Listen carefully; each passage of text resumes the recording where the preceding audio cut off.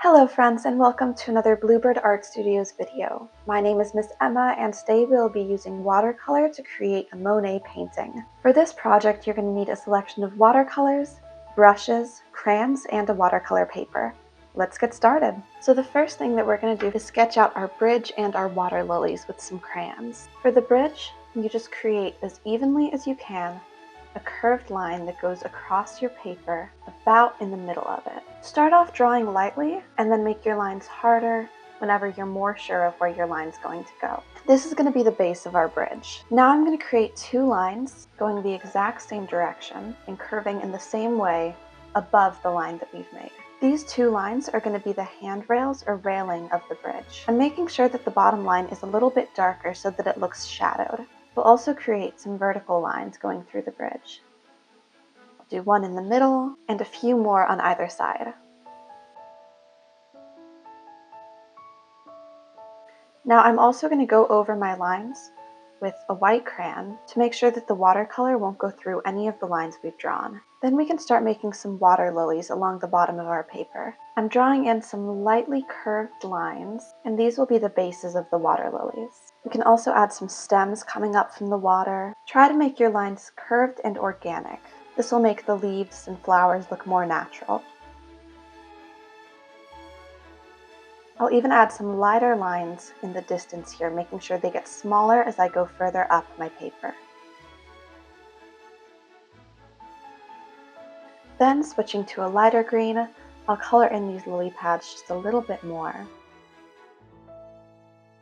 Now I'm going to take a warmer color, you can do a pink or a red or a purple, and create some little flowers to go on top of the lily pads. Instead of drawing these flowers with all their petals, we're going to make them more in small round shapes. I'll add some of these with my pink, and I'll even add a few coming off of the stems that we've drawn as well. Then you can switch to another color and add a few more of these.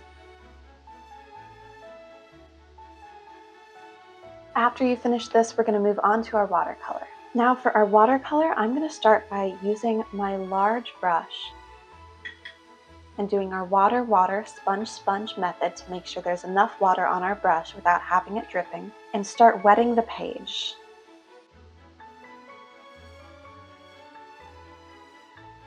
After this is done, take some green, bring it to my mixing palette, and then add it to the side of my painting. We're going to create the illusion of trees on either side and a blue sky in the middle. So we'll add in some green, and I'm kind of dabbing this on my paper and bringing this all the way down to about here. Now we'll do the same thing on the other side.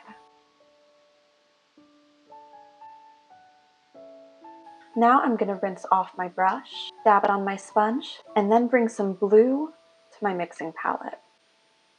With this, we'll paint in the middle area and carry this color on down.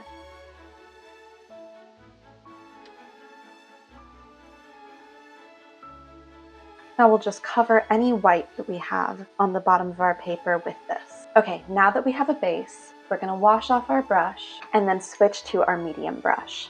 I'm going to bring more green to the mixing palette. I'll wash off my brush and then bring some blue in there as well, and mix these colors to create a teal. Try to make this color more concentrated than the base coat was. I'm adding a bit more green than I am blue to this one. And then we're going to use this dabbing method again, add in some darker colors to the side of the canvas where we've created these tree figures.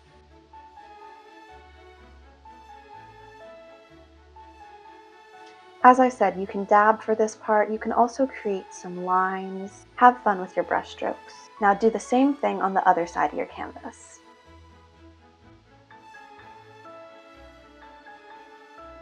Now we're going to add some yellow to the color on our mixing palette and add in some details to our trees with this yellow.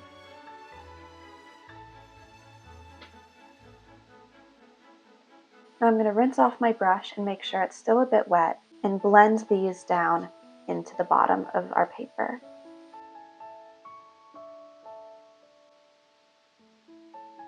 Now we're going to add more blue to this mixture, and you should end up with a slightly teal blue color. And I'm going to take this and start mixing it in to the water at the bottom of our paper. I'm doing some horizontal lines to create the illusion of this water.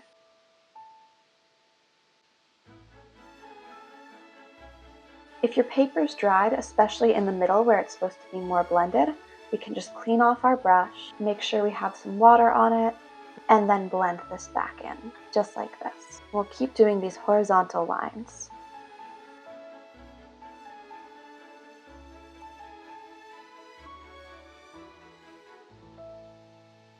Now I'm going to mix a little bit of a darker teal, bringing a more concentrated blue to our mixing palette, and the same with the green. And I'm going to darken the area where the trees meet the water right here. You can use these horizontal lines, kind of dabbing it on again, just going back and forth and pulling it down like this. We'll do the same thing on the other side.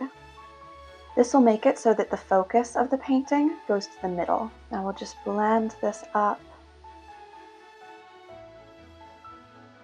We'll just continue this going up on the sides of the trees.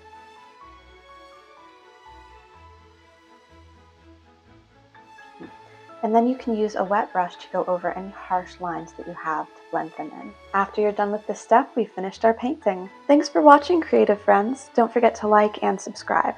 I hope you've had fun creating this masterpiece with me today. We'd love to see what you've made, so feel free to share your art with us. See you next time, and stay artsy.